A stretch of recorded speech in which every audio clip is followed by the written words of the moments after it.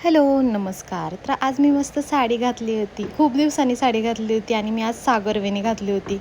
कारण की खूपच जास्त गरम होते आणि केस जर खाली सोडले ना, वृंदासारखी केस ओढत असतील, तिला घेऊन मला जमतच नाही केस मोकळे सोडायला. वृंदाच्या पप्पाचं आणि वृंदाचं पण उरकलं होतं. मस्तपैकी मग आम्ही निघालो. तर आम्ही कुठे चाललो होतो? आम्ही चाललो होतो माझ्या दुसऱ्या माहेरी. आता तुम्हाला प्रश्न पडला असेल, दुसरं माहेर म्हणजे काय? तर दुसरं माहेर म्हणजे मी माझ्या मानलेल्या भावाच्या घरी चालले होते.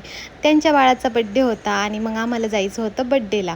तर आम्ही घरून निघालो. आम्हाला जाताना गिफ्ट पण घ्यायचं होतं आणि त्यांनी बिर्याणीची ऑर्डर दिली होती. ती बिर्याणी पण घ्यायची होती.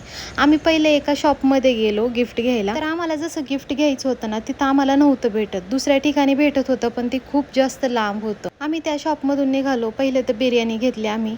बिर्याणी वगैरे घेऊन मग खूप विचार केला. मग म्हटलं जाऊ आपण फर्स्ट क्रायलाच. तर आम्ही फर्स्ट क्रायला गेलो. तिथं आम्हाला बरेचसे गिफ्ट आवडले. पण जे आम्हाला घ्यायचं होतं ना, ते पण आम्हाला खूप सुंदर भेटलं तिथून. फर्स्ट क्रायला ना सगळ्यात भारी क्वालिटी आहे. मला फर्स्ट क्रायच्याच सगळ्या वस्तू आवडतात. क्वालिटीच खूप छान असते. आपण बाकीच्या दुकानांमध्ये घेतलं ना, थोडा क्वालिटीचा विषय येतोच. आम्हाला तिथं पोहोचायला 9:30 वाजले होते आणि तोपर्यंत खूप लेट झालं होतं आणि अवंतिका खूपच जास्त वैतागली होती. त्याच्यामुळं केक कट वगैरे केला होता ऑलरेडी. कारण की लहान बाळांचं कसं असतं, त्यांच्या मूडवरती सगळ्या गोष्टी झाल्या तर मग ठीक.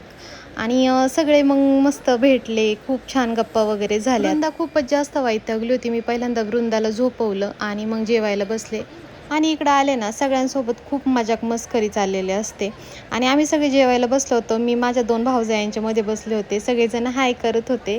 तर ही आमची आहे छोटीशी नक्षू, ती तुम्हाला नमस्कार करते. हे आहेत आमचे दादा. आणि आमरसामध्ये तूप कोण टाकतं यार? ह्यांचं हे नवीनच काहीतरी. हे आहेत माझ्या मोठ्या वहिनी आणि ही आहे त्यांची नक्षू. जेवण झाल्यानंतर मग सगळे भांडे वगैरे आम्ही आतमध्ये नेत होतो आणि मी आमरस भरत होते. आमरस बघा केवढा छान भरलाय मी. आणि वृंदाला ना सगळे घेत होते. सगळ्यांपाशी खूप छान राहिली वृंदा नंतर. अगोदर आल्यानंतर ती खूप वैतागली होती, पण नंतर थोडी राहिली.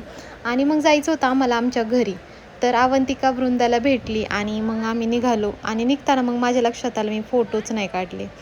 आणि सगळ्यांना बाय बाय केलं. मग आम्ही आलो घरी. घरी आल्यानंतर मी पहिल्यांदा दूध घेतलं आणि दुधामध्ये घेतली शतावरी. Bye bye.